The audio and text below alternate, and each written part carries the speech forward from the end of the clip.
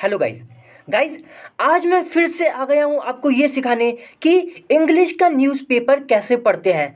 तो ये वीडियो बहुत ही ज़्यादा इंपॉर्टेंट है और मैं आपको बता दूं कि मैं रोज़ ऐसी 2 वीडियो डालता हूँ जिसमें मैं इंग्लिश का जो न्यूज़पेपर होता है उसको पढ़ना सिखाता हूँ। रोज़ डालता हूँ दोस्तों ऐसी 2 वीडियो। तो इसलिए ये चैनल आपके लिए बहुत ही ज़्यादा इंपॉर्टेंट है। भले ही आप किसी भी क्लास में हो, कॉलेज में हो, कोई पढ़ाई कर रहे हो या किसी भी उम्र के हो, लड़की हो लड़का हो, कुछ भी हो, कोई फ़र्क नहीं पड़ता। लेकिन ये आपके लिए वीडियोस बहुत ही ज़्यादा इंपॉर्टेंट है, क्योंकि एक तो इससे आपकी इंग्लिश अच्छी होगी, आप इंग्लिश बोलने में माहिर होंगे, और दूसरी बात आप इंग्लिश का न्यूज़पेपर भी पढ़ पाएंगे। तीसरी बात, आपको पता चलेगी कि कहाँ क्या चल रहा है, खबरें पता रहे करेंगी आपको कि देश में क्या चल रहा है, विदेश में क्या चल रहा है। और चौथी बात, इससे आपको इंग्लिश के कई सारे शब्द जो हैं वो भी जानने को मिलेंगे। तो इसलिए मैं कह रहा हूँ बहुत ही ज़्यादा इंपॉर्टेंट वीडियो है, और ये चैनल भी इसलिए बहुत ही ज़्यादा इंपॉर्टेंट है। तो इसलिए चैनल को सब्सक्राइब जरूर कर ले दोस्तों, ठीक है। चलिए वीडियो को शुरू करते हैं। देखिए यहाँ पे लिखा हुआ है, सबसे पहले हम हेडिंग पढ़ेंगे। अच्छा, मैं आपको बता देता हूँ थोड़ा सा कि ये किस बारे में है, जिससे कि आपको और ज़्यादा मजा आए पढ़ने में। देखिए, एक हिंडनबर्ग कंपनी है और अडानी जी जो है हमारे, उनको आप जानते हैं, सब जानते हैं। तो उनके बीच एक झगड़ा चल रहा है। तो देखिए, रॉ का मतलब झगड़ा ही होता है, उस बारे में ये खबर है, ठीक है। अब आपको ज़्यादा मजा आएगा ये समझने में। तो देखिए, हिंडनबर्ग अडानी, यानी कि मैं बता ही चुका है इनके बारे में। रॉ, रॉ का क्या मतलब होता है? रॉ का मतलब होता है दोस्तों झगड़ा। झगड़े को हम रॉ कह देते हैं, ठीक है। तो यानी कि इन दोनों के बीच झगड़ा। अब देखिए कोलन लगा है, फिर आगे क्या लिखा है। अब यहाँ पे लिखा है, तो हमें, जैसे हमने ये पढ़ा ना हिंडनबर्ग अडानी रॉ, तो हमें समझ जाना चाहिए कि ये जो खबर है भाई, इस बारे में ये खबर है। अब आगे देखिए क्या लिखा हुआ है, थोड़ा सा और डिटेल में लिखा है आगे कि एससी का मतलब है सुप्रीम कोर्ट। दोस्तों, जो हेडिंग होती है उसमें शॉर्ट में लिखते हैं, काफ़ी पूरा पूरा नहीं लिखते। अब मान लीजिए यहाँ पे सुप्रीम कोर्ट पूरा लिखा होता तो कितना बड़ा होता और जगह बिगड़ जाती, ठीक है। इसलिए इन्होंने शॉर्ट में क्या लिख दिया, एससी। और ऐसी हाई कोर्ट के लिए क्या लिख देते हैं, एचसी, ठीक है। तो एससी एक्सटेंड्स का मतलब बढ़ाती है। क्या बढ़ाती है? टाइम, यानी कि समय, समय को बढ़ा देती है। समय किस चीज़ के लिए है ये? फॉर सेबी, यानी कि सेबी के लिए भाई ने समय बढ़ा दिया एससी ने, सुप्रीम कोर्ट ने। अब ये समय किस बारे में है? टू कंप्लीट, यानी कि कंप्लीट, टू कंप्लीट का मतलब क्या? कंप्लीट करना, पूरा करना। क्या पूरा करना? It's probe. अब ये इट्स किसके लिए आया है? इट्स आया है सेबी के लिए। इट्स का मतलब होता है इसका। तो इसकी, ये जो सेबी है इसकी प्रोब, प्रोब का क्या मतलब होता है? जांच, ठीक है। ऐसे ही मैं दोस्तों ये बहुत आराम से डिटेल में बताऊंगा, बहुत मजा आएगा। इसलिए दोस्तों वीडियो को लाइक जरूर कर दें, क्योंकि बहुत मेहनत लगती है, यकीन मानिए, वीडियो बनाने में। आधे आधे घंटे बोलना पड़ता है दोस्तों, मतलब गला कंटिन्यूसली बोलता हूँ मैं, ये भी नहीं कोई ब्रेक लेता हूँ। आप देख लीजिएगा, कोई कट नहीं होता इसमें, कोई एडिटिंग नहीं है, एकदम एक एक रो में, एक उसमें चलती है कंटिन्यूसली वीडियो। देखिए, तो फिर कंप्लीट करने के लिए टाइम इसके लिए बढ़ा दिया एससी ने, सेबी के लिए टाइम बढ़ा दिया। और ये टाइम किसके लिए था? कि भाई इट्स, मतलब कंप्लीट करने के लिए, क्या कंप्लीट करने के लिए टाइम है? इट्स प्रोब, यानी कि इसकी जांच, ये जांच कर रही होगी कोई से भी, तो उसके लिए टाइम बढ़ा दिया। कहाँ तक बढ़ा दिया? टिल बताएगा वो। टिल का मतलब होता है तक, ठीक है, तक होता है टिल का मतलब। तो अगस्त 14, यानी कि 14 अगस्त तक टाइम बढ़ा दिया सेबी के लिए। किसने? सुप्रीम कोर्ट ने। और ये टाइम किस चीज़ के लिए है? कंप्लीट करने के लिए। क्या कंप्लीट करने के लिए? इट्स प्रोब, यानी कि इसकी जांच। तो इसकी जांच ये कोई कर रही होगी, उस जांच को कंप्लीट करने के लिए भाई और टाइम दे दिया किसने? एससी ने। कहाँ तक बढ़ा दिया ये? 14 अगस्त तक, ठीक है। चलिए, अब हम दोस्तों थोड़ा सा मैं नीचे कर लेता हूँ, जिससे कि आपको और भी अच्छा दिखाई दे, फिर और भी बढ़िया लगेगा, क्लियर एकदम हो जाएगा ना। थोड़ा सा ये क्या हो गया, एक मिनट रुक जाइए दोस्तों। देखिए, थोड़ा वो कैमरा ख़राब हो गया था, सही करना पड़ा मुझे। तो देखिए, अब हम यहाँ से पढ़ना चालू करते हैं, एक एक बड़ा ही मज़ा आएगा, आराम से बस बैठ जाइए। देखिए, द सुप्रीम कोर्ट, जानते हैं दोस्तों सुप्रीम कोर्ट, ऑन वेंसडे। देखिए, इसे हम वेंसडे पढ़ते हैं दोस्तों, वेडनसडे नहीं बोलते, ठीक है। मैं कई बार, हर बार बताता हूँ जब भी ये वाला शब्द आता है। तो the supreme court on Wednesday, यानी कि बुधवार को, बुधवार। तो या क्या नाम है, supreme court on Wednesday gave का मतलब दिया। क्या दिया? द सिक्योरिटी, अभी देखिए लिखा हुआ है, the securities and exchange board of India, जिसको हम शॉर्ट में क्या कहते हैं? सेबी। तो सेबी भी कहते हैं, ये इतना बड़ा नाम है और इसको शॉर्ट में सेबी कहते हैं। तो इसने, सुप्रीम कोर्ट ने वेंसडे को सेबी को दिया, ठीक है, सेबी को दिया। क्या दिया? टाइम, समय दिया। कब तक? टिल, टिल बताएगा कब तक? 14 अगस्त, 14 अगस्त तक टाइम दे दिया, ठीक है, सेबी को। फिर देखिए लिखा है टू कंप्लीट, टू कंप्लीट का मतलब पूरा करने के लिए। क्या पूरा करने के लिए? इट्स प्रोब, यानी कि सेबी कोई जांच कर रही होगी, तो इसकी जांच कोई कर रही होगी, उसके लिए टाइम दे दिया। ऊपर हमने पढ़ाई था अभी हेडिंग में। तो इसकी जांच पूरा करने के लिए टाइम दे दिया। अब ये जांच किस चीज़ में है, किस मैटर में है? Into allegations. एलिगेशंस का मतलब होता है दोस्तों आरोप। एलिगेशंस का क्या मतलब होता है? आरोप। जो आरोप लगाते हैं ना उनको हम एलिगेशंस कहते हैं। तो उन एलिगेशंस में यानी कि वो जो आरोप है उसमें जांच कर रही होगी कौन से भी कि भाई क्या है क्या नहीं। तो उसके लिए उस जांच को पूरा करने के लिए भाई समय बढ़ा दिया, ये बात कही जा रही है। ठीक है, फिर देखिए आगे लिखा है allegations bye US based short seller Hindenburg research against. अब देखिए इतना बड़ा नाम है, हम फिर से पढ़ते हैं। देखिए यहाँ पे तो हम पहुँच गए थे, मैं इसको ना थोड़ा जिससे ये कर देता हूँ जिससे कि चलिए ठीक है कोई बात नहीं, अगली बार देखेंगे कोई।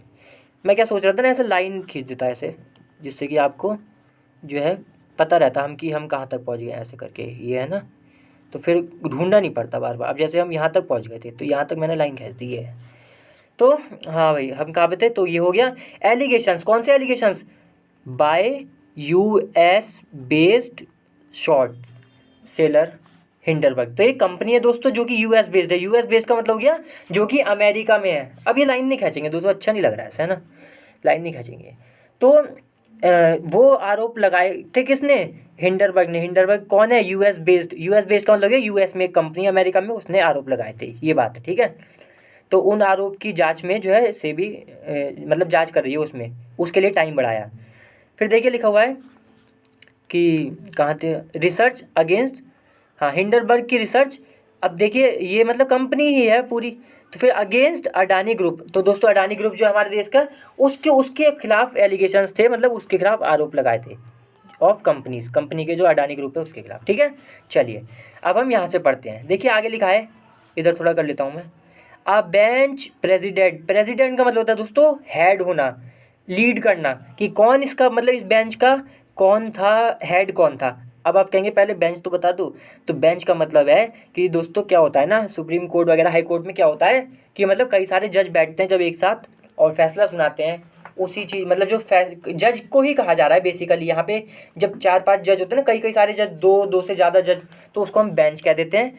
तो उन कई सारे जज में हेड कौन था वो पता चलेगी। कौन था भाई? Chief Justice of India D Y Chandra. दोस्तों इनका नाम मुझे थोड़ा समझ नहीं आता कैसे बोलते हैं, चंद्रचूड़ पता नहीं, जो भी है ना। तो नाम से क्या, हमें इतना लेना देना नहीं, हमें तो इंग्लिश पढ़ने से मतलब है। तो ये जो हमारे चीफ जस्टिस हैं इंडिया के, वो इस बेंच के हेड थे। ठीक है, देखिए फिर यहाँ पे लिखा है ऑल्सो आस्क्ड। तो ये जो आस्क्ड आया है ना, किसके लिए आया है ये आया है बेंच के लिए। तो ये जो बेंच है इसने भी यहाँ पे ये हुआ मतलब, ठीक है, इसने भी। अब देखिए आस्क का मतलब कहना भी होता है, पूछना भी होता है, लेकिन हमें कैसे पता चलेगी इसका मतलब कहना है या पूछना है, वो हमें पता चलेगी आगे पढ़कर। जैसे आस्क के साथ टू भी लगाए और फिर वर्ब है, तो ये इसका मतलब यहाँ पे हो गया कि कहा। तो ये जो बेंच है इसने कहा, इसने ये भी कहा, क्या कहा? द मार्केट रेगुलेटर, यानी कि जो मार्केट रेगुलेटर मतलब जो मार्केट को कंट्रोल करते हैं, रेगुलेटर का मतलब कंट्रोल करने वाला, तो जो मार्केट को कंट्रोल करते हैं। अब इनसे क्या कहा है बेंच ने? टू सबमिट, कि भाई जमा कर दो। सबमिट का मतलब जमा करना। टू सबमिट जमा करने के लिए क्या? N updated. अपडेटेड का मतलब जो अभी ताज़ा ताज़ा है। स्टेटस रिपोर्ट, स्टेटस का मतलब होता है जो अभी के मैटर, बिल्कुल जैसे मान लीजिए कोई मैटर चल रहा है तो बिल्कुल अभी की रिपोर्ट की, अभी की रिपोर्ट की, अभी क्या है, अभी की कंडीशन के बारे में जो रिपोर्ट होती है उसको हम स्टेटस रिपोर्ट कहते हैं। तो एक अपडेटेड यानी कि जो अभी ताज़ी ताज़ी की स्टेटस रिपोर्ट है, उसको सबमिट करने के लिए कहा बेंच ने, किससे? मार्केट रेगुलेटर से। ठीक है, अब देखिए लिखा है रिपोर्ट ऑन द इन्वेस्टिगेशन। अब ये रिपोर्ट किस बारे में है? On the investigation. इन्वेस्टिगेशन का मतलब जांच पड़ताल जो होती है भाई, उसके बारे में, उसके ऊपर ये रिपोर्ट है, तो इसको सबमिट करने के लिए कहा। ठीक है, चलिए फिर देखिए आगे लिखा है द बेंच टोल्ड, यानी कि जो बेंच है, यही जो बेंच बताई गई थी, इसने टोल्ड यानी कि बताया किसको? Solicitor general Tushar Mehta. देखिए सॉलिसिटर जनरल जो होता है उसका क्या मतलब होता है? सॉलिसिटर जनरल का दोस्तों मतलब ये होता है कि एक ये वकील ही होता है और ये सरकार की तरफ से लड़ता है। जो सेंट्रल गवर्नमेंट होती है ना हमारी, जैसे मोदी जी की सरकार है, उसकी तरफ से, क्योंकि दोस्तों सरकार के भी केस चलते हैं, आप ये ना सोचो बस हमारे केस चलते हैं, सरकारों के भी केस चलते रहते हैं। तो उसी को हम सॉलिसिटर जनरल कह देते हैं, जो सरकार के केस में मदद करता है, वो वकील को हम कहते हैं सॉलिसिटर जनरल। ठीक है, तो इस वकील से, जिसका नाम है तुषार मेहता, ठीक है। अब देखिए कॉमा लगा है, आगे लिखा है हु। अब यहाँ पे क्या मतलब हुआ इसका? इसका मतलब है दोस्तों कि हु यानी कि जो। अब इन तुषार मेहता जो है इनके बारे में बताया जा रहा है। मैं थोड़ा एक मिनट दोस्तों, ये थोड़ा ना ख़राब हो रहा है, क्लियर करता हूँ। तो देखिए मैंने थोड़ा दोस्तों वीडियो रोक दी थी क्योंकि ना ख़राब हो जाता है कैमरा। अब सही है। तो बेंच ने सॉलिसिटर जनरल जो है जिनका नाम है तुषार मेहता, अब देखिए कॉमा लगा है, कॉमा के बाद हु से चालू हो रहा है, यानी कि अब कॉमा के बाद जो लिखा है वो इनके बारे में ही लिखा होगा। क्या लिखा है देखते हैं। Who appeared for SEBI, appeared का मतलब यही हुआ कि बैंक अदालत में गए, किसके लिए, सेबी के लिए, मतलब सेबी के लिए लड़े केस, इस तरह ये मतलब हुआ, ठीक है। तो ये जनरल सॉलिसिटर जो है जो कि सेबी के लिए, मतलब अभी के लिए सेबी के लिए, सेबी के पक्ष में है, सेबी की तरफ से कर रहे हैं, ये केस को हैंडल कर रहे हैं। एंड शॉर्ट टाइम, देखिए फिर से पढ़िए।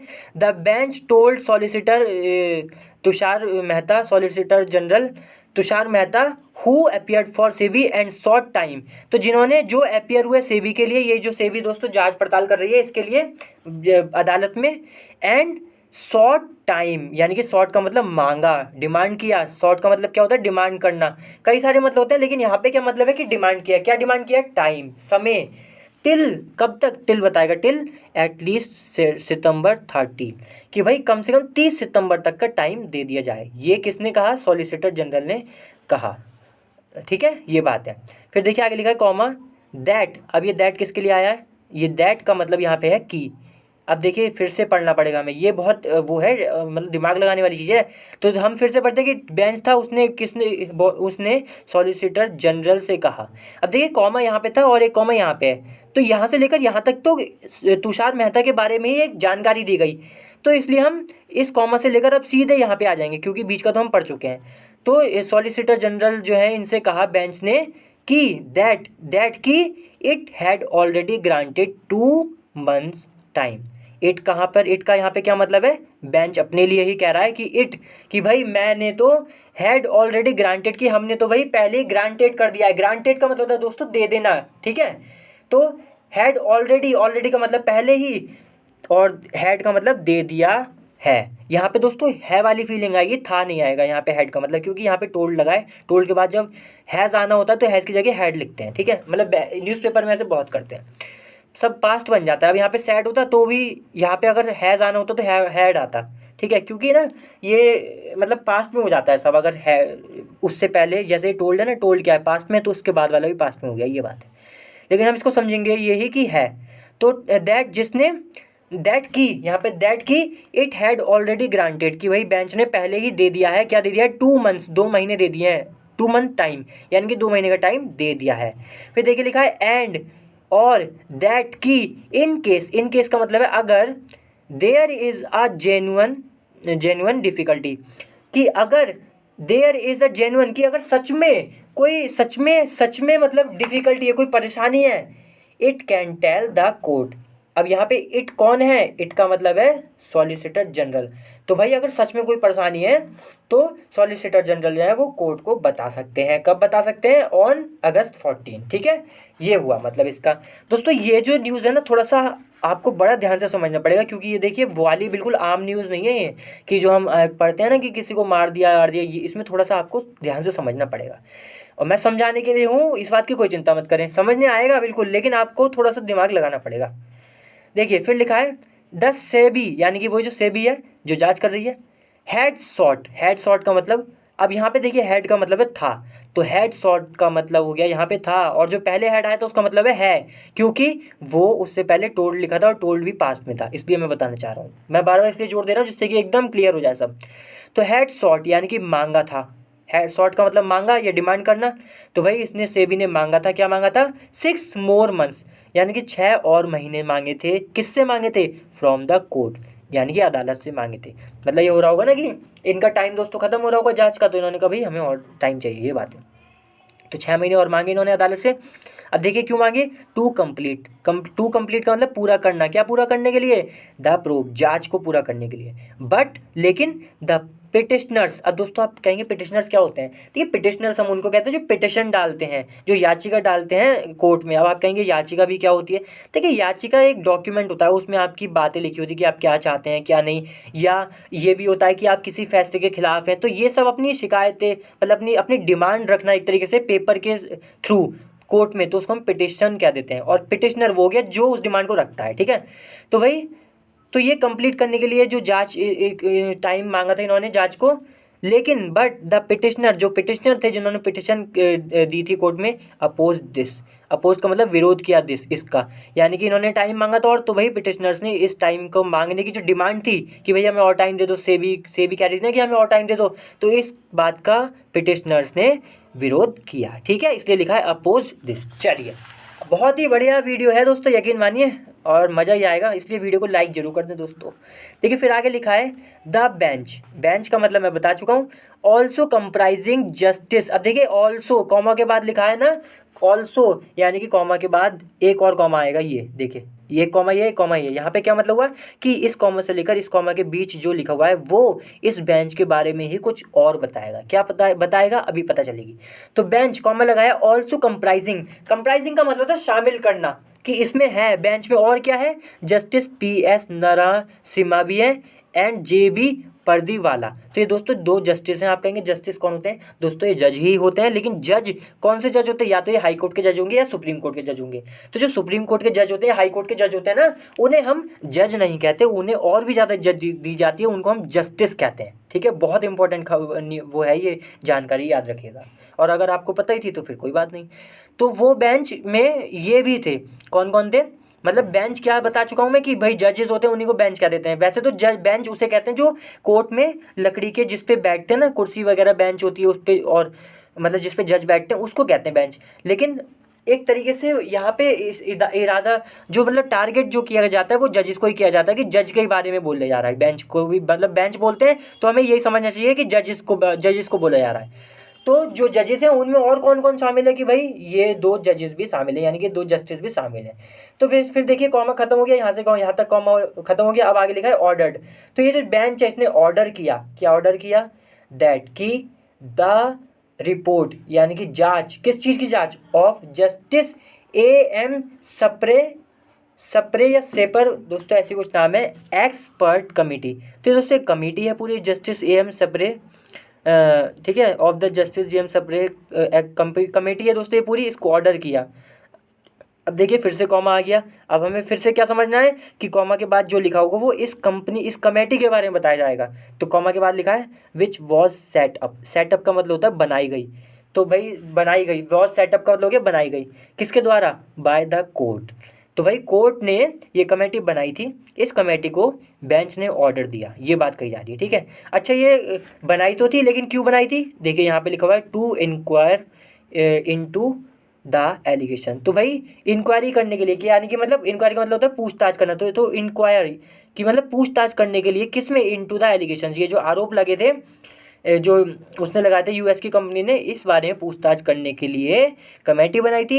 इस कमेटी को ऑर्डर दिया किसने, बेंच ने। अब देखिए आगे लिखा है, अब ऑर्डर दिया, लेकिन क्या ऑर्डर था, अब पता चलेगी यहाँ से, ये कॉमा फिर से क्लोज हो गया, इस कॉमा से लेकर इस कॉमा के बीच में जो लिखा है वो किसके बारे में लिखा था, कमेटी के बारे में। तो बी मेड अवेलेबल, अवेलेबल का मतलब है उपलब्ध, मेड का मतलब यहाँ पे हो गया कराया, कराना। ठीक है, तो बी मेड अवेलेबल, कि भाई अवेलेबल कराओ, उपलब्ध कराओ, टू द पार्टीज इन्वॉल्व, उन पार्टीज को जो इन्वॉल्व है, जो शामिल है, उनको अवेलेबल कराओ, क्या अवेलेबल कराओ, रिपोर्ट, ये लिखा था ना। देखिए फिर से अब हम एक बार और पढ़ेंगे, द बेंच, फिर कॉमा को छोड़ देंगे, यहाँ पे आएंगे ऑर्डर, यानी कि ऑर्डर किया the key report of the justice, ये जो कमेटी है इसकी रिपोर्ट बी मेड अवेलेबल। अब मेड अवेलेबल का मतलब हो गया कि उपलब्ध कराई जाए, किसको, पार्टीज को, किन पार्टीज को, जो कि शामिल है। ठीक है, ये मतलब हुआ। अब देखिए यहाँ पे लिखा है fixing the matter for hearing, यानी कि हम कहते हैं ना कि भाई आज अब अदालत ने आज की सुनवाई यहीं रोक दी, अब अगली बार की डेट है ये, तो वो उस टाइम क्या कर रही है, वो उस मैटर को फिक्स कर रही है दूसरी हियरिंग के लिए, दूसरी सुनवाई के लिए। तो यहाँ पे यही मतलब है फिक्सिंग द मैटर, कि भाई जब वो मैटर था, वो जो मामला है ये पूरा, इसको फिक्स कर रही थी सुनवाई के लिए। कब, अगली सुनवाई के लिए, लिखा है ना हियरिंग नेक्स्ट। तो अगली सुनवाई के लिए जब इसको फिक्स कर रही थी, कौन सी तारीख को करी इसने, जुलाई 11, यानी कि 11 जुलाई को इसने, जब ये मतलब फिक्स कर रही थी इस मैटर को कि अगली बार जो सुनाई होगी वो 11 जुलाई को होगी, कॉमा लगाए, फिर लिखा है द बेंच आस्क। तब उस समय बेंच ने आस्क, आस्क यानी कि कहा, यहाँ पे मेरे को कैसे पता चली कि यहाँ पे, आप कहेंगे कि आस्क का मतलब तो पूछना होता है, आपने क्यों कहा कि यहाँ पे आस्क का मतलब है कहना। तो देखिए इसके बाद यहाँ पे टू भी लगा है, टू लगा है और फिर वर्ब भी है, तो यहाँ पे इसका मतलब हो गया कहना। इसलिए मैंने कई बार बताया कि आस्क के दोस्तों दो मतलब होते हैं, इसलिए याद रखिएगा, बड़ा इंपॉर्टेंट है। तो बेंच ने आस्क कहा द एक्सपर्ट कमेटी, ये जो कमेटी एक्सपर्ट कमेटी, इससे कहा टू कंटिन्यू कि भाई जारी रखें, क्या जारी रखें, टू असिस्ट। टू असिस्ट का मतलब हो गया मदद करना, मदद करना, हेल्प करना, किसकी, द कोर्ट की। तो भाई कमेटी ये जो एक्सपर्ट कमेटी है, इससे बेंच ने कहा कि भाई जारी रखें, क्या जारी रखें, मदद करना, किसकी, कोर्ट की, अदालत की। फिर देखिए यहाँ पे कॉमा फुल स्टॉप है। अब देखिए यहाँ पे क्या लिखा हुआ है, हमें बड़ा ध्यान से ये देखना है, ये क्या होता है, कोटेशन मार्क, एक और होगा, ये है। तो इससे यहाँ से लेकर यहाँ तक जो बीच में बोला गया है, ये ना बोला गया है किसी मतलब किसी ने ये बात कही है। अब किसने कही है पता चल जाएगी, और या तो अभी देख लेते हैं। इट साइड, इट का यहाँ पे क्या मतलब है, बेंच। तो बेंच ने यहाँ से लेकर यहाँ तक ये बात भी कही, क्या कही, द कमेटी, ये जो कमेटी है, मे होल्ड फर्दर डेलिब्रेशन। अब आप कहेंगे कि सर डेलिब्रेशन का क्या मतलब होता है, डेलिब्रेशन का मतलब विचार वगैरह करना, डिस्कशन करना, ये सब, ठीक है। तो जो कमेटी है, मे होल्ड, यहाँ पे होल्ड का मतलब है करना, फर्दर का मतलब आगे के, तो वही जो, और मे का मतलब होता है सकना, मतलब ये प्रोबेबिलिटी को दिखाता है, संभावना को दिखाता है मे।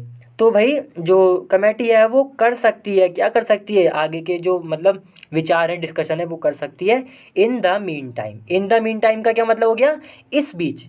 इस बीच जैसे कि भाई ये फिक्स कर दिया इसने हियरिंग अगली 11 जुलाई को, तो इस बीच भाई ये जो है ना, जो कमेटी है, ये विचार वगैरह भी कर सकती है आगे की, ये बात कही जा रही है, ठीक है। डेलिब्रेशन का मतलब डिस्कशन, विचार वगैरह करना।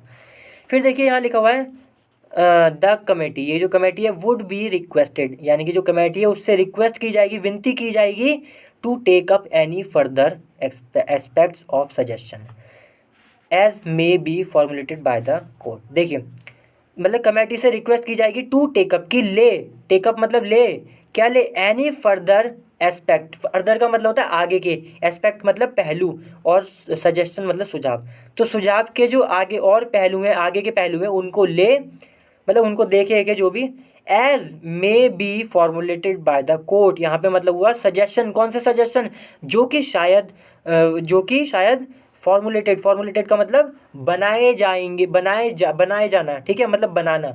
फॉर्मुलेटेड का मतलब यहाँ पे हो गया, बी फॉर्मुलेटेड है ना, इसका मतलब बनाए जाएंगे किसके द्वारा, कोर्ट के द्वारा। तो उन पर भी वही, तो उनके वो जो सजेशन है उसके पहलू पर, जो आगे के पहलू हैं, फर्दर पहलू, उन पर वही कमेटी टेकअप मतलब कि रिक्वेस्ट की जाएगी कि इस देखिए ये सब बातें, ठीक है।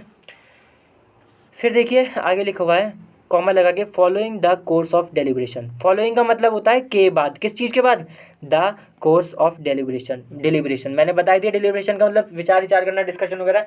तो भाई कोर्स का मतलब हो गया कि एक तरीका, तो भाई मतलब या फिर एक सीरीज़ होती है कुछ करने की। तो भाई डेलिब्रेशन करने के कोर्स ऑफ डेलिब्रेशन, यानी कि पूरा जांच पड़ताल, मतलब सॉरी डिस्कशन वगैरह ये सब करने के बाद ये बात कही गई ऊपर की, ये करें, पहले डिस्कशन हो जाए फिर ये करें, ये बात। फिर देखिए लिखा है when proceedings are next listed. Next listed का मतलब दोस्तों यही हो गया, शेड्यूल्ड है, प्लान्ड है, कि भाई होना है। तो जब, अब ये कब करना है ये सब, जब प्रोसीडिंग्स का मतलब होता है दोस्तों जो कार्यवाही होती है कोर्ट में, उसको हम प्रोसीडिंग्स कहते हैं, ठीक है। कि मतलब डॉक्यूमेंट लाना, सुनवाई होना, सबूत देना, ये सब प्रोसीडिंग्स कहलाता है। तो वैन, जब प्रोसीडिंग्स जो कार्यवाही है, are next schedule for hearing, for hearing का मतलब सुनवाई के लिए जब शेड्यूल्ड होगी नेक्स्ट, अगली बार, ठीक है, तब की बात ये कही जा रही है। फिर देखिए फुल स्टॉप है, फिर लिखा है कॉपीज ऑफ द रिपोर्ट। ये जो रिपोर्ट की बात कही गई थी ना ऊपर, उसकी कॉपीज यानी कि फोटो कॉपी वगैरह, ऑफ द एक्सपर्ट कमेटी। तो यानी कि एक्सपर्ट कमेटी की जो रिपोर्ट है उसकी कॉपीज जो है, शैल बी। अब देखिए शैल का मतलब होता है विल, यहाँ पे ये विल वाली फीलिंग देता है। कोर्ट में बहुत चलता है ऐसा, फॉर्मल इंग्लिश में शैल लगाते हैं, विल नहीं लगाते, बहुत कम लगाते हैं। तो देखिए जो इसकी कॉपी है रिपोर्ट की, और ये रिपोर्ट किसकी है, एक्सपर्ट कमेटी की, शैल बी मेड, यानी कि मेड अवेलेबल। देखिए वैसे होता है मेक अवेलेबल, यहाँ पे मेड इसलिए लगाया है क्योंकि बी आया हुआ है। तो मेक अवेलेबल का मतलब होता है अवेलेबल कराना, उपलब्ध कराना। तो भाई ये जो कॉपीज़ हैं ये उपलब्ध की जानी चाहिए किनको? To parties. तो जो पार्टीज़ शामिल है ना इस केस में उनको करी जानी चाहिए, एक तो इसकी रिपोर्ट की कॉपी देनी चाहिए, ठीक है। और एंड देयर काउंसिल, काउंसिल का मतलब दोस्तों जो वकील वगैरह होते हैं उनको हम काउंसिल कहते हैं, जो लॉयर हैं। तो इनके लॉयर जो है इनके वकीलों को और इन पार्टियों को कॉपीज दे देनी चाहिए, फोटो कॉपी वगैरह इस रिपोर्ट की, ठीक है। ये बात कही जा रही है। अब देखिए यहाँ लिखा है टू एनेबल, एनेबल का मतलब होता है योग्य बनाना। तो टू एनेबल, इन्हें योग्य बनाने के लिए दिखाया ना, टू एनेबल देम, इनको योग्य बनाने के लिए किस चीज़ के लिए योग्य बनाना है? टू असिस्ट, असिस्ट का मतलब मदद करना, किसकी? द कोर्ट की, कि भाई कोर्ट की अच्छे से मदद करें, इसलिए इन्हें ये सब दिया जाए। In the course of further deliberation. अब in the course of, course का मतलब मैं वही बता चुका कि एक सीरीज होती है करने की, या फिर मतलब पूरे के पूरे जो एक के बाद एक हम कुछ करते रहते हैं ना, ये सब कोर्स कहलाता है। तो फिर दोस्तों ये हुआ कि मतलब आप ऐसे समझिए सिंपल भाषा में, कोर्स का मतलब कि डेवलपमेंट, आगे का जो विकास है। किस चीज़ का विकास? फर्दर डिलिब्रेशन, डिलिब्रेशन का मैं मतलब बता चुका हूँ कि जो विचार विचार करना है, डिस्कशन है, इस सब का जो मतलब आगे का जो विकास है, जो ये सब होने हैं उसमें कोर्ट की मदद करे, ये सब बात कही जा रही है, ठीक है। फिर देखिए आगे लिखा है द बेंच सेट, तो ये जो बेंच थी इसने ये बात कही। अब हमने बस यहाँ तक पढ़ा, आगे देखिए वैसे लिखा हुआ है एडवोकेट प्रशांत भूषण, फिर कंटिन्यूड ऑन पेज 4, यानी कि आगे की जो बात है वो पेज 4 पर करी गई है। तो हमें तो बस यहीं तक ही पढ़ना था, हमने पहले ही डिसाइड कर लिया था, जिससे कि हमें ज़्यादा लोड भी ना पड़े और मज़ा भी आए, समझने भी आए, ठीक है। चलिए अगली बार फिर से मिलते हैं दोस्तों किसी और अच्छी वीडियो के साथ। तब तक के लिए वीडियो को लाइक जरूर करें, शेयर जरूर करें और चैनल को सब्सक्राइब करना भी बिल्कुल ना भूलें, क्योंकि मैं रोज़ ऐसी वीडियो डालता हूँ, मैंने पहले भी बताया था, ठीक है। चलिए बाय।